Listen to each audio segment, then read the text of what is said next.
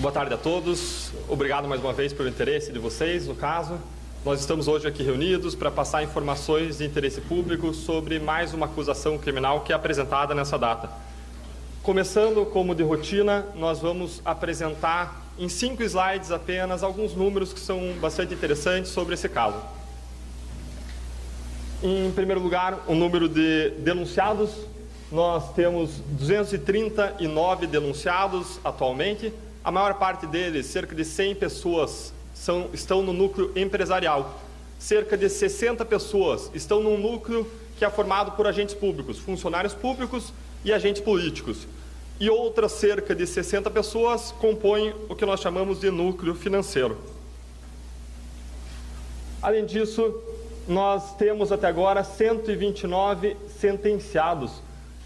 O percentual de condenações supera 82%. Não são todas as acusações que estão sentenciadas e mesmo em casos de absolvições, em diversos deles pendem apelações por parte do Ministério Público Federal. Outro dado interessante é que muitas vezes se diz que a Operação Lava Jato ela tem muitas pessoas presas, existem excessos no tocante à prisão. Nós trouxemos aqui algumas informações que mostram que esse dado não é verdadeiro. Quando nós tomamos em conta os mais de 200 acusados criminalmente, nós observamos que existe um pequeno número de denunciados presos. Nós temos aí 21 denunciados presos apenas. Quando nós olhamos os presos que ainda não sofreram sentenças, condenações criminais, o número é menor ainda. Nós temos 8 acusados presos sem sentença. Embora, em princípio, os números de prisões em razão das operações sucessivas chamem a atenção, o que nós vemos é que no maior escândalo de corrupção da história brasileira, no escândalo que se perpetuou por mais de 10 anos, com crimes feitos sem parar, de modo a preencher o requisito de ordem pública para as prisões estão sendo feitas e utilizadas de modo parcimonioso. Um outro dado interessante é que do nosso total de 70 acordos de colaboração, a imensa maioria, 51, foram feitos com réus soltos e apenas 19 com réus presos. Nós temos um percentual de mais de 70% dos acordos de colaboração feitos com réus soltos, o que derruba por terra o argumento de que prisões são feitas para obter colaborações. Basta ver que as colaborações não são fruto primordialmente das prisões. Por fim, ainda no tocante a dados gerais da operação, é interessante observar que a Lava Jato tem sido criticada por excessos ou abusos. Normalmente essas críticas, elas são críticas absolutamente genéricas, que tornam até impossível alguma defesa por parte da operação. A questão é, se existe algum abuso, qual é o caso? Em que situação específica houve abuso? Qual é o abuso? Precisamos lembrar que nesse caso nós temos atuando provavelmente mais de 600 dos melhores advogados criminalistas do país. Advogados com amplos acessos a tribunais, com amplos recursos para defender os seus clientes, que levaram toda e cada uma das suas queixas aos diversos tribunais. E o resultado, os senhores veem aqui, esse gráfico, ele sintetiza os resultados de 3 tribunais. Nós temos esses resultados também desmembrados por tribunais e nós disponibilizaremos depois a coletiva. O fato é que quando nós olhamos os resultados dos habeas corpus que foram impetrados contra as investigações, alegando supostos abusos, nós vemos que em mais de 95% deles foi legitimada a atuação do Ministério Público, da Polícia Federal, da Receita Federal e da Justiça Federal em primeira instância. É um dado significativo de legitimação da atuação em primeira instância. Quando nós olhamos os casos que foram revisados pela Justiça, nenhum deles denota um abuso evidente, nenhum deles denota um abuso significativo. O que nós temos de casos em que existe concessão do habeas corpus é, por exemplo, uma concessão para que as notificações pela vara criminal não sejam feitas por telefone, mas pessoalmente. Ou ainda um habeas corpus para que fosse aceita uma fiança de um determinado modo, ou ainda a concessão de um habeas corpus para evitar a transferência de determinados presos para o presídio federal, para que eles ficassem na carceragem da Polícia Federal. Isso mostra que as decisões dos tribunais, em números, nós temos aí mais de 450 decisões legitimam a atuação da Lava Jato. A atuação da Lava Jato é técnica, é imparcial, é apartidária e é feita por agentes públicos que têm comprometimento com a Constituição, com as leis, com a sua consciência e com a sociedade.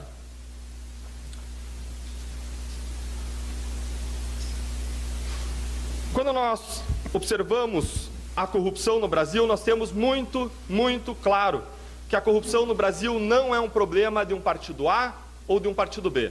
A corrupção no Brasil não é problema de um governo A ou de um governo B. Quando nós olhamos a história, nós vemos que a corrupção é enraizada historicamente e quando nós olhamos o momento presente, nós vemos que ela é sistêmica, ela é espalhada em diversos níveis de governo, federal, estadual e municipal. Uma expressão dessa corrupção enraizada e sistêmica foi descoberta e comprovada no caso Lava Jato, com o maior esquema de corrupção já descoberto e comprovado no Brasil, e esse esquema envolve a Petrobras. O resultado dessas investigações são uma série de acusações criminais apresentadas pelo Ministério Público Federal. E essas acusações são fruto de um trabalho integrado e coordenado por Receita Federal, Polícia Federal e Ministério Público Federal. Não existe ninguém numa jornada só nesse caso, são centenas de agentes públicos trabalhando em prol da sociedade. Todas essas apurações passaram por um processo de expansão horizontal nas diferentes diretorias da Petrobras e depois para outros órgãos públicos e passaram também por um processo de expansão vertical, subindo até os principais articuladores desse esquema criminoso, chegando ao topo da hierarquia da organização criminosa. Hoje, o Ministério Público Federal acusa o senhor Luiz Inácio Lula da Silva como comandante máximo do esquema de corrupção identificado na Lava Jato. Cumpre aqui fazer duas observações. Primeiro, o Ministério Público Federal não está julgando aqui quem Lula foi ou é como pessoa. Não estamos julgando quanto seu governo foi ou não foi bom, ou quanto ele fez ou não fez pelo povo brasileiro. Não. O que o Ministério Público faz aqui é imputar a ele a responsabilidade por crimes de corrupção e de lavagem de dinheiro em um contexto específico, afirmando qual é a medida da sua responsabilidade com base em evidências.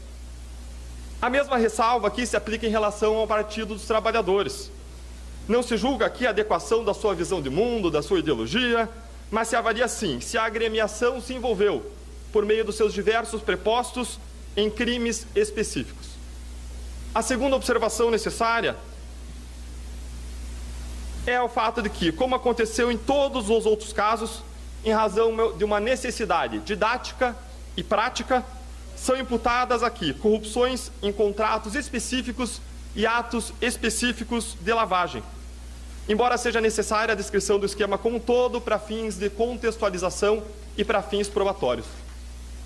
Renato, você tem um microfone separado, por favor? Feitas essas duas observações, o esquema denunciado nessa data pode ser sucintamente resumido do seguinte modo.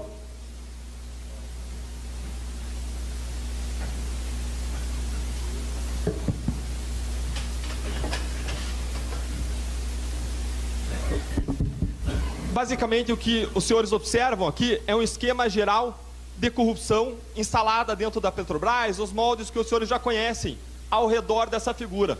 De um lado, existem empreiteiras, como especificamente será objeto dessa denúncia, a empreiteira chamada OAS. Do outro lado, os senhores encontram os funcionários públicos da Petrobras corrompidos na construção de duas refinarias específicas no caso dessa denúncia, a refinaria da RNEST e a da Repar. Suportando a manutenção desses agentes públicos em suas funções, em seus cargos, estão políticos e partidos políticos, do Partido dos Trabalhadores, Partido Progressista e PMDB. Essas empreiteiras faziam o pagamento dos funcionários públicos e dos políticos por meio de operadores financeiros. Operadores financeiros como Alberto Youssef, que utilizou suas empresas Rigidez, RCI e MO Consultoria, o operador financeiro Mário Góes, que usou a empresa Rio Marine, e João Vacari Neto. Esse é o esquema de corrupção acusado nessa denúncia, envolvendo 3 contratos específicos da empreiteira OAS, que foram firmados nos âmbitos das refinarias Repar e Reneste e que envolveram o pagamento de propinas para a diretoria de abastecimento e para a diretoria de serviços. Além do esquema de corrupção, é denunciado um esquema de lavagem de dinheiro envolvendo o ex-presidente Lula. O que se constatou foi o repasse de recursos a partir dessa empresa OAS para o ex-presidente Lula por meio de um upgrade de um apartamento, de um imóvel, um triplex em Guarujá, por meio da reforma desse triplex, por meio da decoração desse triplex e por meio de um contrato de armazenamento de bens pessoais, um contrato milionário firmado para armazenamento, um contrato falso firmado pela OAS, como se os bens fossem dela e não do ex-presidente. Os valores das vantagens indevidas, os valores das propinas, assim transmitidas para o ex-presidente Lula, soma mais de 3 milhões de reais, como será explicado em detalhes em seguida.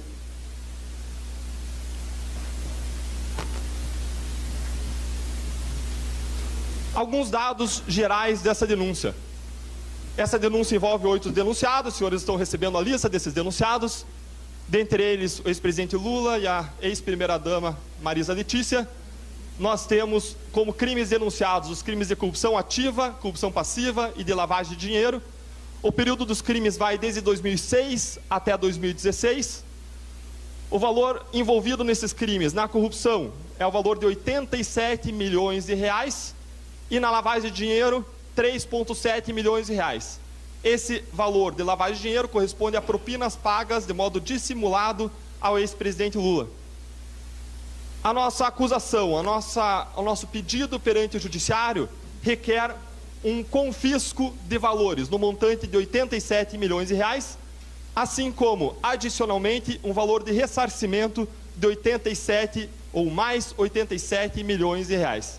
A empresa envolvida, nesse caso, é o Grupo OAS. Nós disponibilizaremos também esses slides, e nessa página os senhores veem uma distribuição das acusações por réus. Os réus estão aqui nas colunas verticais, e aqui nas colunas horizontais estão as acusações. Basicamente, em cima são as acusações de corrupção ativa e passiva, e se observa que quem é acusado por corrupção ativa e passiva são Lula, Léo Pinheiro e Agenor Medeiros. Léo Pinheiro e Agenor Medeiros na qualidade de executivos da empresa OAS.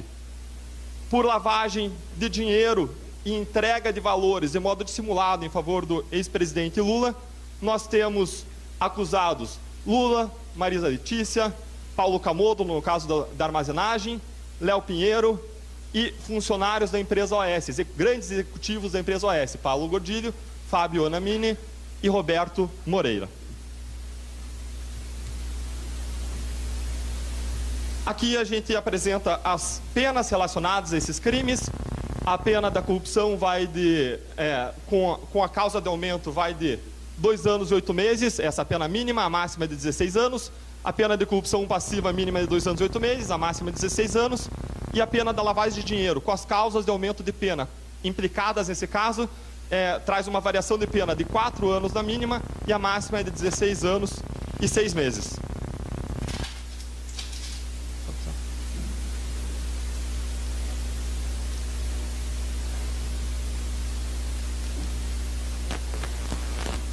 Apresentados esses dados gerais, nós passaremos para passar os dados? Tá. Tá, obrigado. Ótimo, obrigado. Apresentados esses dados gerais, nós passaremos a apresentar o conjunto de evidências e de contexto que nos fazem concluir, para além de qualquer dúvida razoável, que Lula foi o comandante do esquema criminoso descoberto pela Lava Jato. Passamos então a montar uma espécie aqui de quebra-cabeças, um grande quebra-cabeça, com pelo menos 14 conjuntos de evidências que se juntam e apontam para Lula como peça central da Lava Jato. Essas provas demonstram que Lula era o grande general que comandou a realização e a continuidade da prática dos crimes, com poderes para determinar o funcionamento e, se quisesse, para determinar a sua interrupção. Nós abordaremos aqui um a um, em azul no slide, cada um dos 14 conjuntos de evidência. Nós começaremos revisitando o esquema criminoso em 2 dimensões. uma dimensão muito grande, pela qual o esquema é conhecido como Petrolão. E a outra dimensão gigantesca, maior do que muito grande, que muitas vezes passa despercebida pela sociedade e que nós chamaremos aqui de propinocracia, o governo regido pelas propinas. Primeiro, vamos relembrar o esquema identificado pela Lava Jato, que nós conhecemos como Petrolão.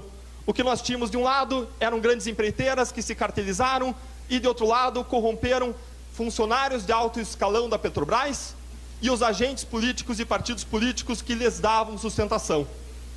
Entre eles, nós temos operadores financeiros que basicamente cuidavam para que as propinas pagas de um lado para outro lado, esse dinheiro sujo chegasse ao outro lado com uma aparência de dinheiro limpo.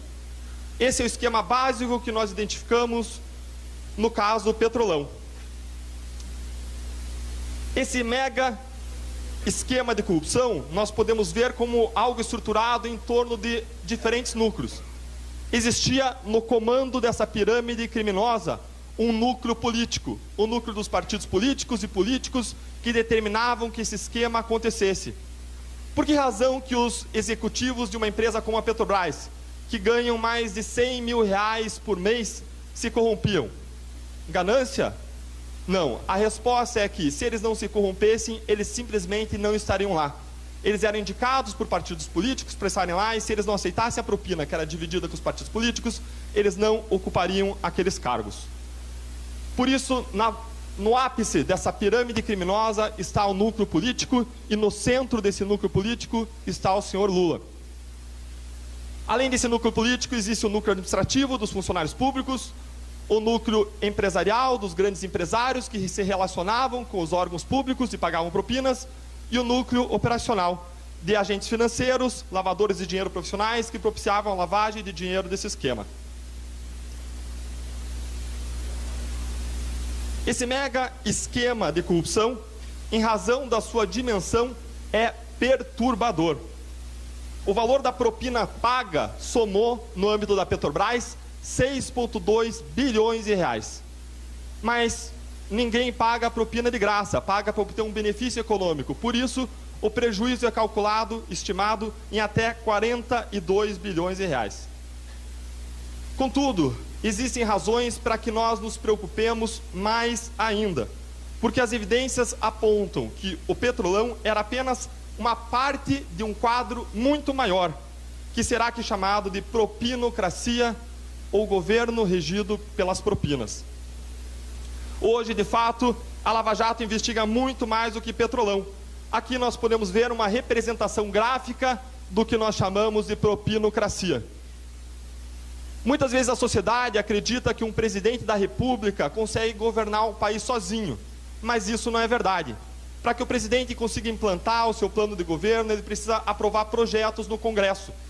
Para que ele consiga, por sua vez, aprovar projetos no Congresso, ele precisa ter uma maioria no Congresso, uma maioria parlamentar que é designada de base aliada.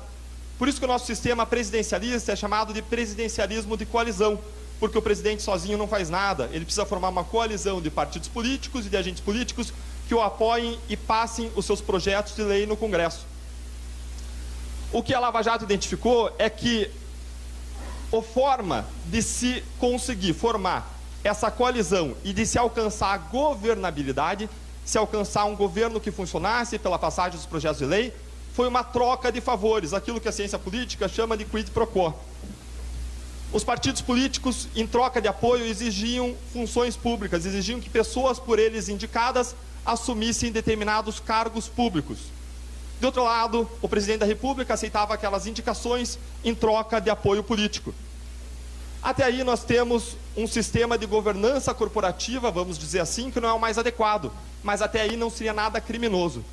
O problema é que o que se descobriu é que a disputa por funções públicas é o fato de que as indicações valem dinheiro, indicações valem propinas. Os apadrinhados políticos que assumiam os cargos públicos passariam a exercer sua influência junto aos particulares para arrecadar propina, junto aos particulares que tinham relacionamentos ou contratos com aqueles órgãos públicos geridos pelos apadrinhados políticos, pelos indicados politicamente.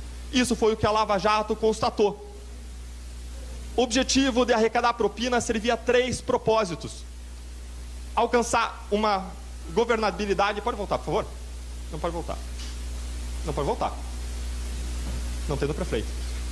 Tem no prefeito? Não, é por trás.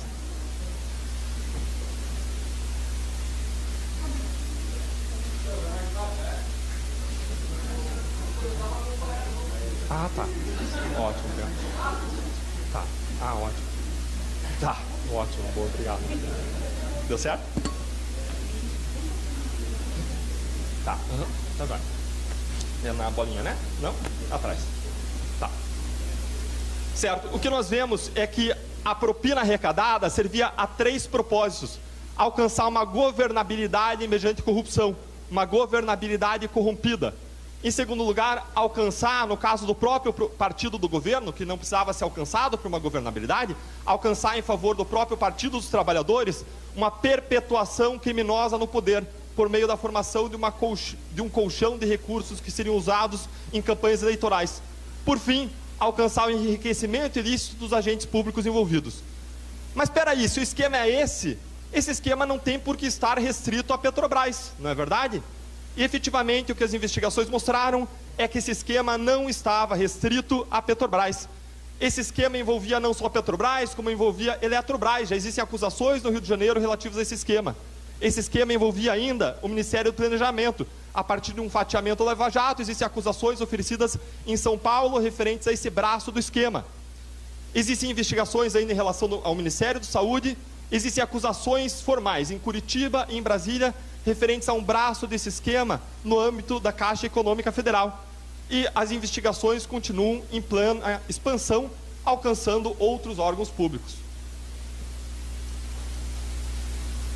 Aqui uma ressalva importante: embora não se possa dizer que todos os apadrinhados que assumiram cargos públicos, em todos os casos, arrecadaram propinas, é possível, a partir das provas, afirmar que existia sim um sistema com esse objetivo, o qual abarcava seguramente diversos cargos públicos.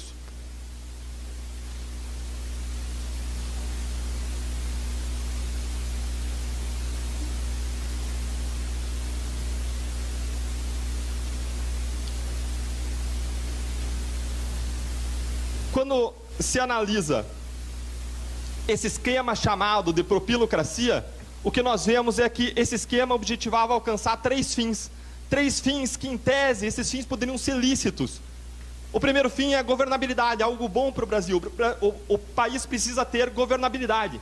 O segundo fim era a perpetuação no poder, que é algo também legítimo. Cada partido busca se perpetuar no poder, implantar os seus planos, as suas ideias, o seu projeto de país. Além disso, se buscava enriquecimento, e não tem nada de errado em simplesmente enriquecer. O problema, nesse caso, foi o método que foi alcançado para alcançar essas finalidades. Douglas, você passa, por favor. O método alcançado contaminava os fins. O método usado para alcançar essa finalidade foi a corrupção, a arrecadação de propinas. E quando a corrupção foi usada para alcançar a governabilidade, nós temos uma governabilidade corrompida. Nós temos um projeto para o país de governo estabelecido não dentro daquilo que cada partido e político entende que é melhor para o país, mas estabelecido com base nas propinas. Daí propinocracia, é o governo regido pelas propinas. Além disso, essa corrupção contamina a finalidade de perpetuação no poder. E o que nós vemos é um partido político, o Partido dos Trabalhadores, buscando arrecadar recursos para se perpetuar criminosamente no poder.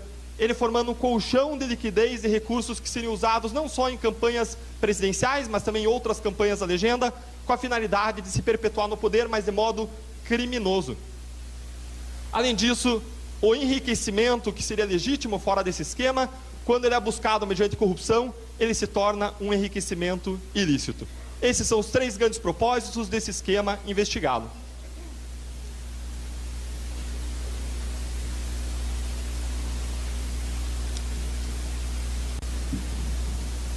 Analisando esses 2 esquemas que a Lava Jato identificou, o petrolão de modo mais restrito e a propinocracia de modo mais amplo, o governo regido pela propina, nós conseguimos perceber que o petrolão era parte de um esquema de governabilidade corrompida.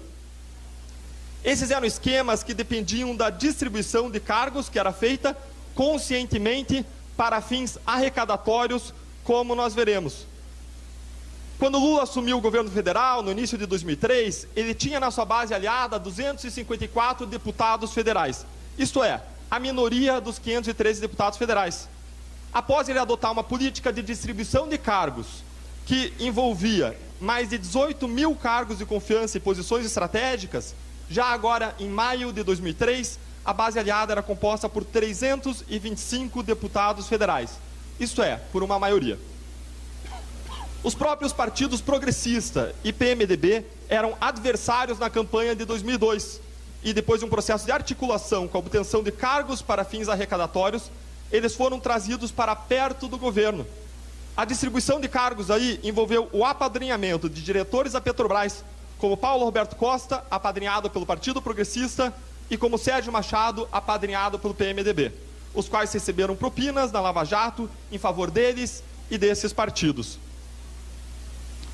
Agora, quem tinha poder para distribuir e efetivamente distribuiu cargos para fins arrecadatórios? Lula. Só o poder de decisão de Lula fazia estratégia de governabilidade corrompida viável.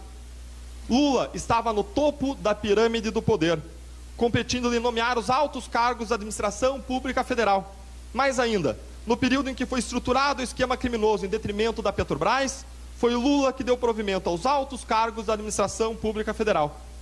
A título ilustrativo, após as eleições de 2002, Lula chegou a afirmar publicamente seu poder de comando, dizendo: se quiserem falar dos ministérios, não falem comigo, eu falarei com vocês.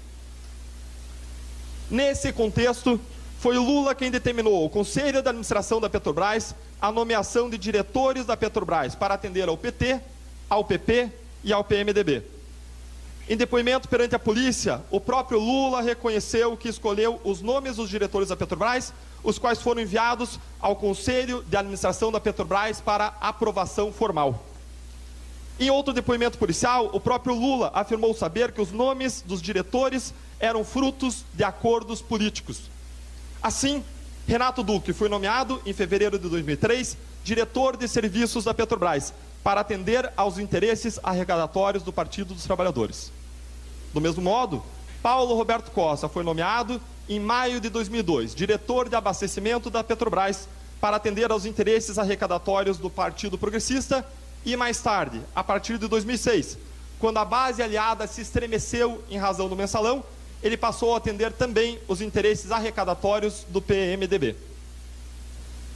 Igualmente, Nestor Cerveró foi nomeado, em janeiro de 2003, diretor internacional da Petrobras para atender aos interesses arrecadatórios do Partido dos Trabalhadores.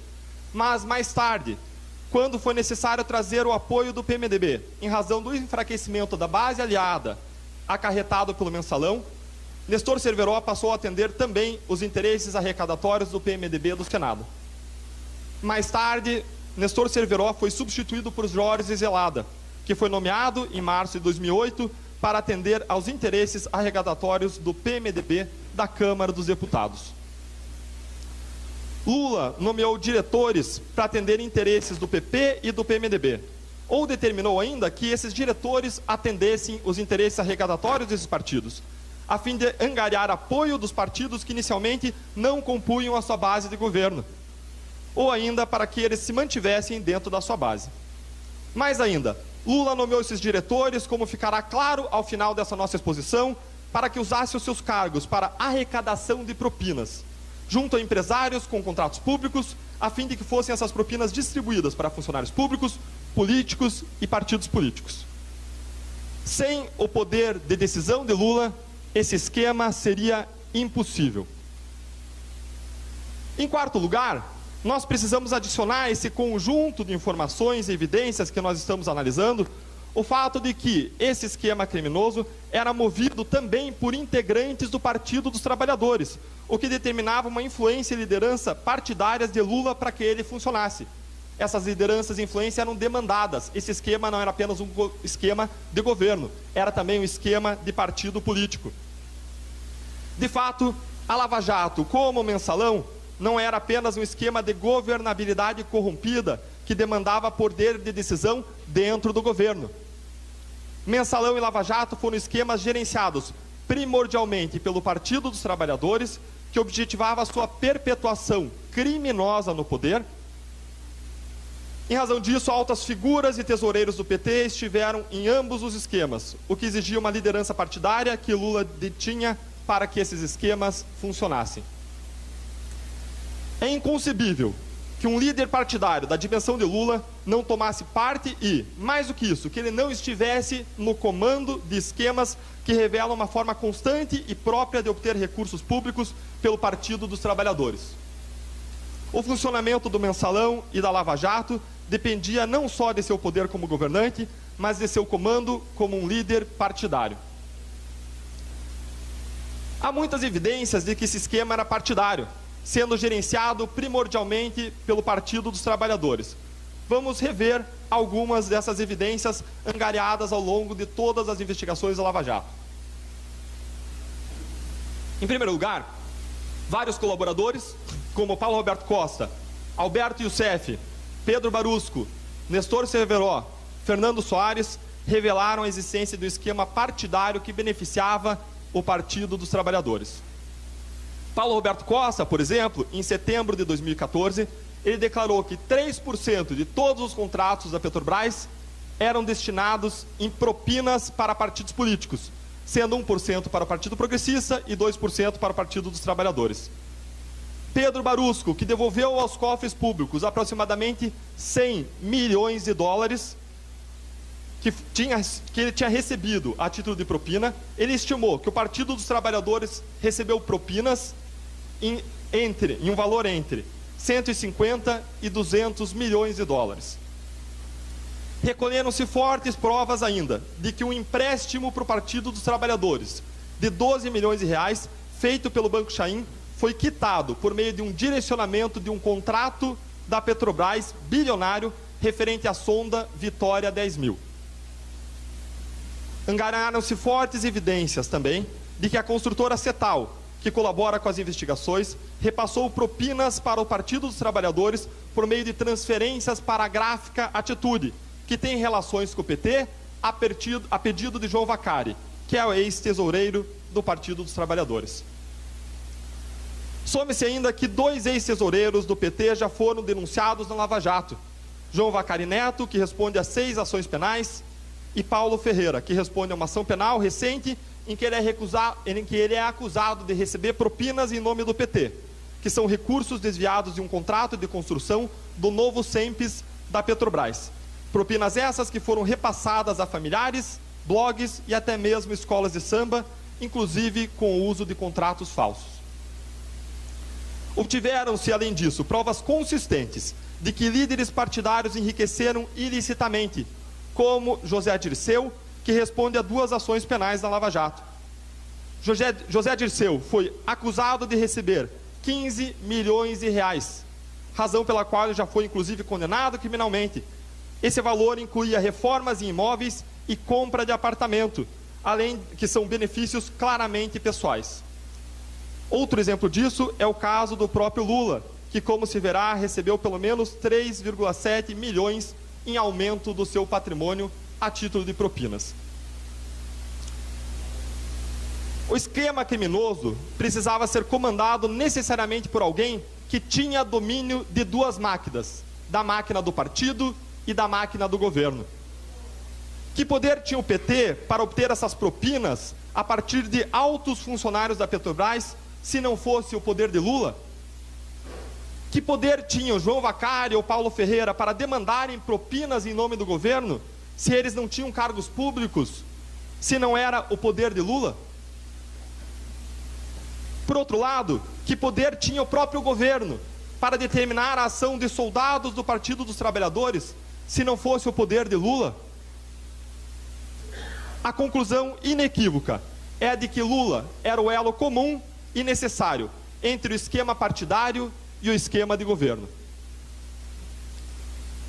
A quinta peça que eu gostaria de adicionar a esse quebra-cabeça é o fato de que vários integrantes do Partido dos Trabalhadores moralmente subordinados a Lula no partido, estiveram envolvidos na Lava Jato, assim como outras pessoas de fora do partido mais próximas a Lula. Isso torna, mais uma vez, Lula o elo comum e necessário do esquema criminoso. Vejamos algumas dessas pessoas. Seguindo aqui, a partir do círculo azul, em sentido horário, nós temos, em primeiro lugar, José Dirceu, que foi acusado em 2 ações penais na Lava Jato e condenado, em uma delas, a mais de 23 anos de prisão. José Dirceu foi próximo a Lula por décadas, intercalando-se com ele na presidência do Partido dos Trabalhadores. Dirceu chegou a ser ministro da Casa Civil de Lula, tendo sido chamado de homem forte do governo, o número 2, ou ainda o braço direito de Lula. Em seguida, nós temos os ex-tesoureiros do PT, Paulo Ferreira e João Vacari. O último deles responde a 6 ações penais na Lava Jato. Depois aparece João Santana, acusado por receber, em conta oculta no exterior, pagamentos com dinheiro de propina e por meio de contrato falso. João Santana foi marqueteiro do Partido dos Trabalhadores, especificamente das campanhas de Lula em 2006 e de Dilma em 2010 e 2014. O próximo nome da nossa lista é o de José Carlos Bunlai, agropecuarista descrito publicamente como alguém que tinha livre acesso ao gabinete de Lula. Ele foi acusado na Lava Jato por ser testa de ferro do Partido dos Trabalhadores no empréstimo de 12 milhões de reais que favoreceu esse partido e foi quitado com dinheiro público, com dinheiro da Petrobras. Nós temos ainda André Vargas, condenado na Lava Jato por receber dinheiro desviado de contratos de publicidade com a Caixa Econômica Federal. Ele foi vice-presidente e líder do PT na Câmara dos Deputados. Por fim, na qualidade de investigado e não de réu, aparece aqui o nome de José de Felipe Júnior, que é suspeito também de ter recebido propinas no esquema da Lava Jato. Ele foi tesoureiro da campanha de Lula em 2006 e é ex-presidente do Instituto Lula. Aqui, novamente, dentro desse quadro, o elo evidente de todas essas pessoas, inclusive pessoas de fora da estrutura partidária, como João Santana e Bunlai, é o comando do esquema por Luiz Inácio Lula da Silva. Lula também tinha uma relação conveniente, bastante próxima com os empreiteiros envolvidos na Lava Jato, embora não fossem amigos pessoais. Há registros de viagens suas com os executivos das empreiteiras e ainda apontamentos em aparelhos eletrônicos que mostram que os grandes empreiteiros, como Léo Pinheiro e Marcelo Debrecht, despachavam questões de seu interesse diretamente com Lula. Enfim, Lula é o elo comum essencial que conecta diversos personagens envolvidos na Lava Jato e que, com seu comando, tornou esse esquema possível e real. Em sexto lugar, nós precisamos compreender o mensalão, porque a análise do mensalão, em conjunto com a Lava Jato, apontará para Lula como comandante dos esquemas. Mensalão e Lava Jato são duas faces de uma mesma moeda. Ambos são esquemas de corrupção desenvolvidos por um mesmo governo e por um mesmo partido com, em geral, 3 objetivos: alcançar a governabilidade corrompida, perpetuar criminosamente o poder e enriquecer ilicitamente. Enquanto no mensalão o apoio político era comprado com mesadas, na Lava Jato o apoio político era comprado com cargos distribuídos para fins arrecadatórios. O mensalão foi um grande esquema de corrupção e desvio de dinheiro público e pagamento de propinas para líderes partidários do PP, PL, PTB, PMDB e do próprio PT, comandado por um núcleo político, chefiado por José Dirceu e outros 3 dirigentes partidários: José Genuíno, Delúbio Soares e Silvio Pereira, tudo segundo a acusação do Ministério Público Federal perante o Supremo Tribunal Federal. Lá se descobriu que havia o que se chamou de núcleo publicitário também, o qual firmou empréstimos fajutos com bancos como Rural e BMG, assim como contratos de publicidade fictícios com órgãos públicos como o Banco do Brasil, tendo ainda havido investigações sobre contratos com outros ministérios, como o Ministério dos Esportes, Correios e Eletronorte. Como na investigação, que aqui foi chamada de propinocracia, lá também existem indicativos fortes de que o esquema estava espalhado em diversos órgãos públicos. Esses contratos falsos geraram recursos a fim de pagar propinas em prol de uma governabilidade corrompida. O Mensalão foi, assim, um esquema similar à Lava Jato de governabilidade corrompida, de perpetuação criminosa no poder e de enriquecimento ilícito que já foi comprovado perante o Supremo Tribunal Federal.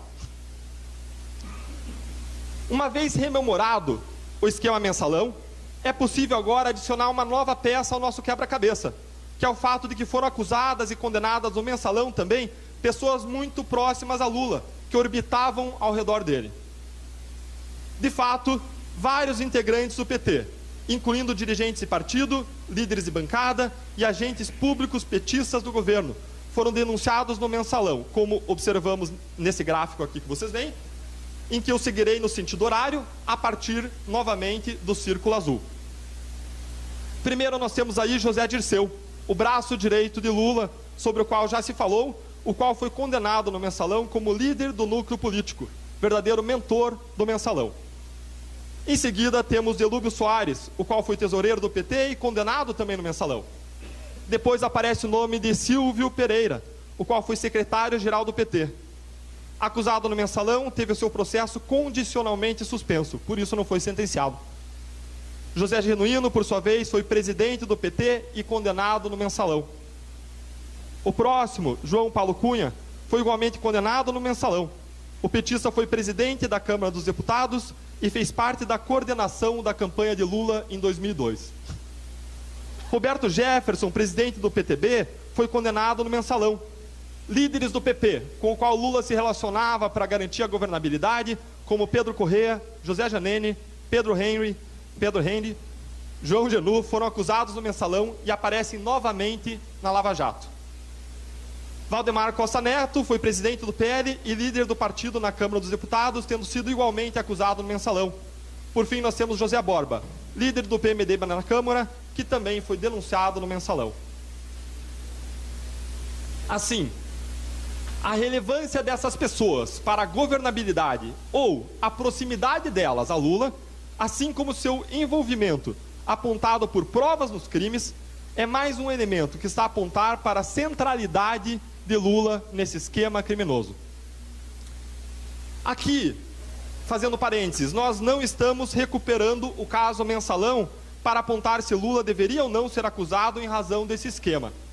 Mas sim, nós invocamos esse esquema a título de mais uma peça probatória de um grande quebra-cabeça. Além disso, uma coisa é certa: depois do Mensalão, Lula não pode mais alegar desconhecimento de um esquema tão semelhante. Um sistema que ocorreu diretamente sob os seus olhares mais diretos e envolvendo as pessoas a ele mais próximas. Dessa vez, Lula não pode dizer que não sabia de nada. O oitavo elemento que adicionamos a esse quebra-cabeça é o significado da continuidade do esquema criminoso do Mensalão na modalidade petrolão, mesmo após a saída de José Dirceu do governo em 2005, o que não deixa outra hipótese, senão a de que Lula era o comandante do esquema. Como vimos, José Dirceu era o braço direito de Lula na época em que ele foi ministro-chefe da Casa Civil. Ele foi, nesse contexto, um grande articulador político. Ele ficou responsável por estruturar a base aliada pela distribuição de cargos. Ele chegou a receber delegação de poder para dar provimento a cargos da alta administração pública federal, por meio do decreto número 4734 de 2003. Embora a definição dos nomes e cargos estratégicos ou com disputa fosse decidida por Lula pessoalmente. José Dirceu foi apontado e condenado como líder político do Mensalão. Contudo, embora ele tenha saído do governo em 2005, o esquema continuou na forma de petrolão. Isso deixa claro que o comandante do esquema não era José Dirceu, e sim alguém que estava acima de José Dirceu. Abaixo de José Dirceu não haveria capacidade de articulação para fazer esse esquema girar, porque dependia de nomeações para cargos que são feitos na cúpula do poder. Só havia a possibilidade de o comandante estar acima, e aí estava o verdadeiro maestro dessa orquestra criminosa, Lula. De fato, Mensalão e Lava Jato, como vimos, eram esquemas que dependiam de duas máquinas para girar. Uma máquina de governo, de distribuição de pessoas em cargos públicos e nomeações, e uma máquina de partido, em que integrantes do Partido dos Trabalhadores coletavam e administravam a propina. Lula era o elo comum e necessário para as duas máquinas que faziam o esquema rodar, a máquina do partido e a máquina do governo. Em nono lugar, o fato de Lula ser o único vértice comum do esquema de corrupção desenvolvido em vários órgãos públicos federais de modo idêntico, também mostra que ele era o seu real comandante. Realmente, Lula, além de ser o ponto em comum entre o governo e o partido, ele era o vértice dos vários órgãos públicos em que o esquema se disseminou. Vamos recuperar aquele diagnóstico que nós fizemos na Lava Jato, da existência de algo que nós chamamos de propinocracia, ou governo mediante propinas, ou governo regido pelas propinas. Nesse diagnóstico da propinocracia, observa-se que o esquema se espalhou por vários órgãos públicos federais. O único vértice comum a esses esquemas todos era, sem sombra de dúvidas, Lula. Além desses órgãos, nós devemos lembrar que a Lava Jato e outras operações estão em plena expansão, como a Operação Turbulência, envolvendo a transposição do Rio São Francisco, ou a Operação Tabela Periódica, envolvendo a empresa Valec. Mais ainda, nós observamos que o esquema existia de modo bastante difuso na linha de diversos depoimentos. Prestaram declarações nesse sentido Delcídio do Amaral, Pedro Corrêa, Paulo Roberto Costa, Roberto Jefferson no Mensalão e Sérgio Machado, dizendo que esse esquema estava enraizado nos mais diversos órgãos públicos. Sérgio Machado chegou a dizer que a Petrobras é a madame mais honesta dos cabarés do Brasil. Roberto Jefferson, lá atrás no Mensalão, em depoimento, ele explicou que as diretorias e outros cargos relevantes na administração pública, resultantes da composição político-partidária, tinham a função de arrecadar dinheiro do próprio órgão público pela sistemática do desvio e superfaturamento, e também de pressionar empresas privadas que se relacionavam com esses órgãos a fazer, abre aspas, doações, fecha aspas. Embora esse esquema fosse imenso e difuso, sem dúvidas a Petrobras era a galinha dos ovos de ouro, porque ela chegou a responder por 75% dos investimentos federais em um determinado momento. Além disso, nesse mega esquema, a propinocracia, observa-se que as pessoas que ocupavam cargos menores no esquema eram substituíveis. Notem que o esquema continuou o mesmo depois da saída de José Dirceu em 2005. Percebam que o esquema continuou o mesmo, com a troca de diretor Nestor Cerveró por Jorge Zelada em 2008. Vejam que o esquema continuou o mesmo, apesar de terem se sucedido diferentes tesoureiros encarregados dentro do Partido dos Trabalhadores, como Delúbio Soares, no Mensalão, Paulo Ferreira e João Vacari, na Lava Jato. Isso tudo mostra, mais uma vez, que existia um vértice comum que comandava o esquema, o qual era, senão, Lula. Além disso, o fato de que Lula enriqueceu ilicitamente com o esquema de corrupção prova, para além de qualquer dúvida razoável, que, mais do que ele sabia, ele tinha um papel central nesse esquema. De fato, Lula está sendo acusado formalmente, nesse momento, por ter recebido dissimuladamente 3,7 milhões de reais em propinas que foram dadas pela construtora OAS, derivadas de um caixa geral de dívidas e propinas em função de contratos com a administração pública federal e, particularmente, com a Petrobras. Esses valores foram recebidos de modo dissimulado por meio de um upgrade no imóvel, da reforma e decoração de um triplex, assim como por meio da armazenagem de bens pessoais de modo dissimulado e com custos milionários. Além disso, há outros fatos sob investigação que não estão sendo objeto desta acusação nesse dia, que trazem evidências que corroboram tudo isso. Há provas que apontam para o fato de que, entre 2011 e 2014, as empresas Lius Palestras e Instituto Lula receberam mais de 30 milhões de reais das empresas envolvidas na Lava Jato. Isso é uma parcela significativa do total de ingressos dessas entidades no período, 55 milhões de reais. Some-se que, dos 30 milhões oriundos das empreiteiras, 7,5 milhões tiveram por destino Lula. Nesse ponto, em 11º lugar, já podemos concluir que o Partido dos Trabalhadores, e particularmente Lula, eram os maiores beneficiados nos esquemas criminosos de macrocorrupção no Brasil. Essa conclusão se extrai ao se analisar os esquemas do Mensalão e Petrolão, que eram parte de algo maior, que estamos chamando de propinocracia, o governo regido pelas propinas. Cumpre aqui nós lembrarmos que havia 3 objetivos no esquema de corrupção gigantesco comprovado. Em primeiro lugar, alcançar uma governabilidade corrompida. Em segundo lugar, obter uma perpetuação criminosa no poder. Em terceiro lugar, enriquecer ilicitamente. O que nós vemos é que Lula, pode passar, Douglas, por favor? Lula era o grande beneficiário desses 3 sistemas. Governabilidade, e nós já abordamos esses 3 sistemas, são 3 balões azuis que nós já abordamos: governabilidade, perpetuação criminosa no poder e enriquecimento ilícito. O que nós vemos é que, no tocante à governabilidade corrompida, Lula usou desse esquema para se tornar politicamente forte, o suficiente para manter e ampliar a base aliada. No tocante à perpetuação criminosa no poder, Lula tornou-se economicamente forte, o bastante para formar um colchão de recursos e ganhar eleições, além de beneficiar campanhas de outros candidatos da legenda. No tocante ao enriquecimento ilícito, nós vimos que, e veremos, que Lula teve acréscimos patrimoniais ilegais, oriundos de propinas, que foram repassadas de modo disfarçado.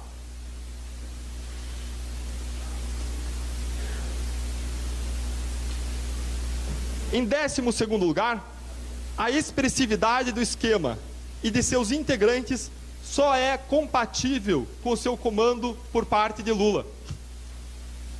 De fato, quando nós analisamos tudo isso conjuntamente, a expressividade da propinocracia, a expressividade dos líderes partidários, dos ministros, dos funcionários envolvidos, a expressividade das empresas, grandes doadoras envolvidas no esquema, a expressividade dos valores que só na Petrobras chegaram a 6,2 bilhões em propinas, e também a expressividade da ramificação do mesmo esquema em diversos órgãos públicos federais, não existe outra conclusão possível senão a de que Lula, triplamente beneficiado com o esquema, era o seu comandante.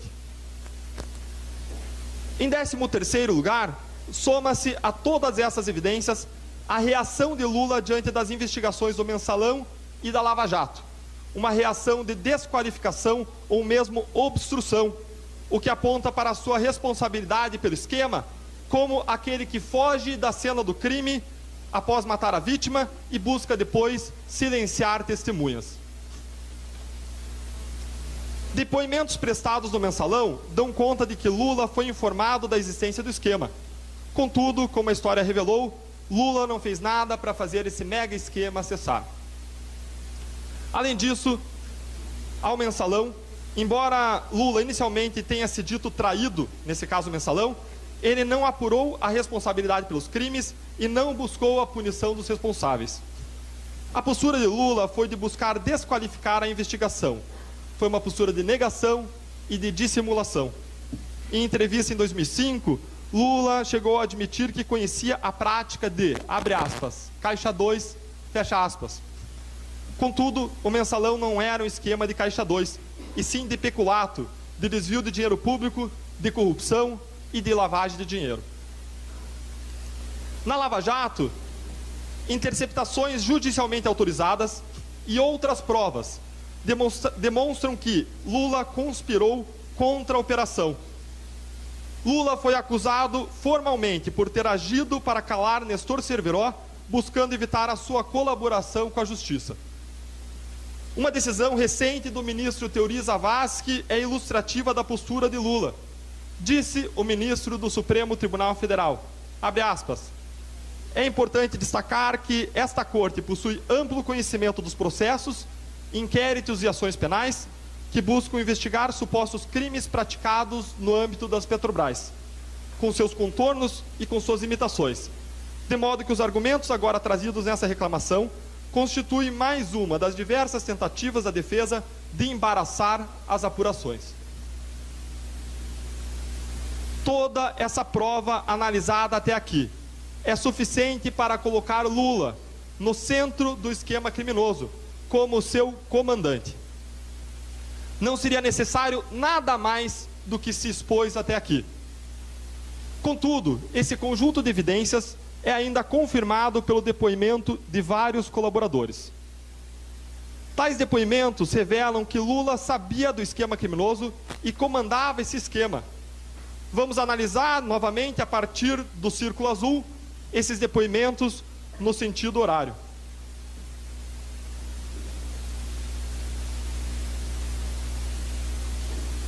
Primeiro, o deputado Pedro Correia, do Partido Progressista, em colaboração, afirmou que, após Lula assumir o governo em 2003, dentro do sistema de distribuição de tarefas que se instalou para angariar governabilidade, José Dirceu, na qualidade de articulador político, distribuía cargos que não eram estratégicos ou disputados. Em casos estratégicos ou disputados, quem dava a palavra era Lula pessoalmente. Era ele quem decidia. Pedro Correia narrou ainda que, em 2003 e 2004, houve uma série de tratativas para que a diretoria de abastecimento passasse a atender os interesses arrecadatórios do Partido Progressista. Contudo, o então diretor de abastecimento, Rogério Manso, negou-se a atender esses interesses arrecadatórios, dizendo que entendeu muito bem a ordem de José Dirceu, mas não foi nomeado para cumpri-la. Diante dessa negativa do então diretor de abastecimento, foi definida a sua substituição por Paulo Roberto Costa, o qual foi indicado pelo Partido Progressista e teve a concordância de José Dirceu e de Lula. Contudo, surgiu aí um problema. O Conselho de Administração da Petrobras, responsável formalmente pela nomeação, resistiu à troca de diretores.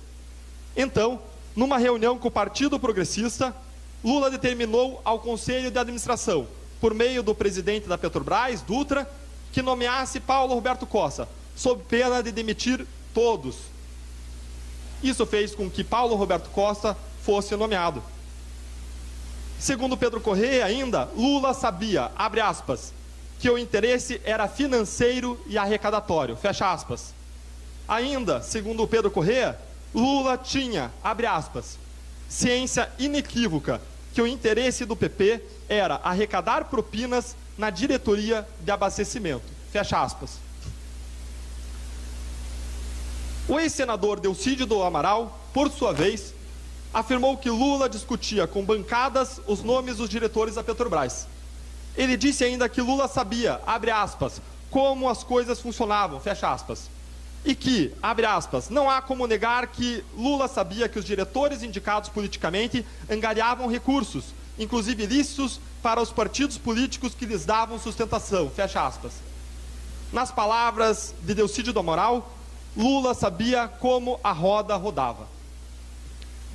Pedro Correia, em um outro trecho de seu depoimento, contou ainda que, em 2006, 2 anos depois da nomeação de Paulo Roberto Costa, Pedro Correia e José Janene fizeram novas reivindicações de cargos e valores para campanhas políticas perante o ex-presidente Lula. Narrou Pedro Correia que, nesse ano, em 2006, Lula lhe disse, abre aspas, vocês têm um diretor muito importante, estão muito bem atendidos financeiramente. Paulinho tem me dito, fecha aspas. Pedro Correia afirmou ainda que Lula lhe disse que, abre aspas, Paulinho tinha deixado o partido muito bem abastecido com dinheiro para fazer a eleição de todos os deputados, fecha aspas. Em suma, Pedro Correia afirmou que Lula sabia do esquema, que tinha o comando dele e que dele se beneficiava. O empresário Fernando Chaim, quando foi ouvido em ação penal perante a Justiça em relação ao empréstimo feito ao PT pelo Banco Chaim, quitado pela Petrobras por meio do contrato de sonda da Vitória 10.000, um contrato bilionário, afirmou que o negócio envolvendo o pagamento do empréstimo pelo direcionamento do contrato da Petrobras estava abençoado por Lula. O operador financeiro do esquema, Fernando Soares, declarou que, segundo ouviu de Bunlai, Lula recompensou o diretor internacional Nestor Severo porque Nestor Cerveró direcionou o contrato da sonda Vitória 10.000 para Chaim, a fim de pagar aquele empréstimo concedido ao Partido dos Trabalhadores. Isso aconteceu quando do afastamento do Nestor Cerveró da diretoria internacional. Como forma, então, de reconhecimento, Cerveró foi convidado por Lula a assumir a diretoria financeira da BR Distribuidora. O ex-diretor Nestor Cerveró confirmou a mesma versão, afirmando que sua nomeação para a BR era uma retribuição de Lula pela contratação da Chaim, que quitou a dívida do PT. Ou seja, recapitulando, tendo agora completado o quebra-cabeça que aponta para um centro, que aponta para o fato de que Lula era o grande comandante do esquema Lava Jato e do esquema que nós designamos de propinocracia. Em suma, Lula nomeou altos cargos da administração, particularmente os diretores da Petrobras investigados na Lava Jato, para arrecadarem propina para partidos, a fim de garantir uma governabilidade corrompida, a perpetuação criminosa do poder e o enriquecimento ilícito dele próprio e de terceiros. Provas são pedaços da realidade que geram convicção sobre um determinado fato ou hipótese. Todas essas informações e todas essas provas analisadas, como num quebra-cabeça, permitem formar seguramente a figura de Lula no comando do esquema criminoso identificado na Lava Jato. Todas essas provas nos levam a crer, para cima de qualquer dúvida razoável, para além de qualquer dúvida razoável, que Lula era o maestro dessa grande orquestra concatenada para saquear os cofres da Petrobras e de outros órgãos públicos. Ele era o general que estava no comando da imensa engrenagem desse esquema, que chamamos de propinocracia, o governo por meio da propina. Visto que Lula estava no centro, o que nos demandou a formação de um quebra-cabeça para fins probatórios, apontando a autoria e o comando desse esquema por Luiz Inácio Lula da Silva, a questão agora é: qual é a parte desse esquema gigantesco que é denunciada hoje? A parte do esquema denunciada hoje tem 3 focos. O primeiro dos focos é a corrupção em 3 contratos firmados pela OAS com a Petrobras. O segundo foco é a lavagem de parte milionária desse valor em benefício direto do ex-presidente Lula por meio do triplex do Guarujá. Por fim, a lavagem de parte milionária desse valor em benefício do ex-presidente Lula por meio do pagamento pela OAS da armazenagem de bens pessoais de Lula, mediante um contrato falso. A isso se adstringe a acusação criminal formulada hoje. Em relação à corrupção envolvendo 3 contratos da empresa OAS, o que se comprovou é o mesmo já comprovado em acusações anteriores. A OAS, mediante cartelização, ganhou o contrato e pagou propinas, as quais foram direcionadas a funcionários do alto escalão da Petrobras, a políticos, a partidos políticos e agora vem a novidade, também e particularmente a Lula, como será exposto e comprovado na parte atinente à lavagem de dinheiro. A destinação das propinas, como nos demais casos, aconteceu por meio de operadores financeiros, lavadores de dinheiro profissionais em relação a esse contrato de forma geral firmado pela OAS. Um desses operadores foi Alberto Youssef, que usou suas empresas de fachada. Outro foi Mário Góes, que usou a sua empresa de fachada, Rio Marine. Por fim, um terceiro operador foi João Vacari Neto, que tinha uma ambivalência, pois ele atuava tanto no núcleo político, em prol do Partido dos Trabalhadores, como também como operador financeiro do Partido dos Trabalhadores. Em relação à corrupção envolvendo o ex-presidente Lula, deve-se observar que existia, em relação a altas figuras como ele e José Dirceu, um sistema que nós chamamos nessa denúncia de caixa geral. Isso significa que não precisava ser acertado em cada obra um valor de propina certo, determinado para essas altas autoridades. As propinas, aliás, era a regra a partir de determinado momento na Petrobras, não precisavam mais sequer ser ajustadas. A empreiteira tinha sim que pagar um certo valor de propina, de cerca de 1% dos contratos para a diretoria de abastecimento e de cerca de 2% dos contratos para a diretoria de serviços, controlada pelo Partido dos Trabalhadores. Contudo, Lula, Dirceu, Vaccari e outros integrantes do partido, os quais tinham controle sobre a distribuição desses valores, podiam sacar valores desse caixa geral. É um sistema, aliás, muito parecido com o que Alberto Youssef descreveu e gerenciou. Paulo Roberto Costa também confirma a existência desse partido no âmbito do Partido Progressista. Existia um caixa geral que era destinado a abastecer políticos do Partido Progressista. Por vezes eram feitos saques ou destinados determinados valores a políticos específicos, e esses valores eram deduzidos do total geral de propinas devidas por determinada empreiteira que fazia aquele pagamento. Os valores destinados aos integrantes do Partido dos Trabalhadores, como Lula e Dirceu, eram, no momento seguinte, deduzidos por João Vaccari da dívida de propinas da respectiva empreiteira com o Partido dos Trabalhadores.